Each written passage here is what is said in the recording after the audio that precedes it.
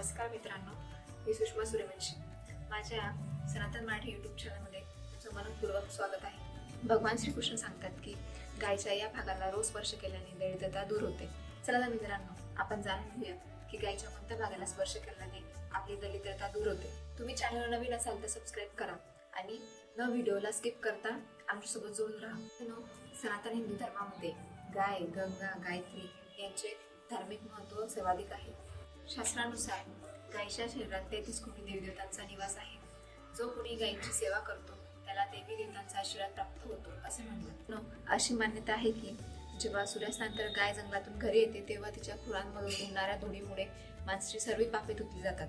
आणि मित्रांनो, गायीच्या पाठीवर असलेल्या उंच कुरडामध्ये सूर्यकेतू नाडी असते आणि रोज या कुरडाला स्पर्श केल्याने आपल्या सर्व इच्छा पूर्ण होतात आणि आपली दरिद्रता पण दूर होते. मित्रांनो, अमावस्येच्या दिवशी गायीला हिरवा चारा, पोळी आणि गुळ खाऊ घातल्याने आपले पितृदोष कमी होतात. हे खूप फायदेशीर आहे.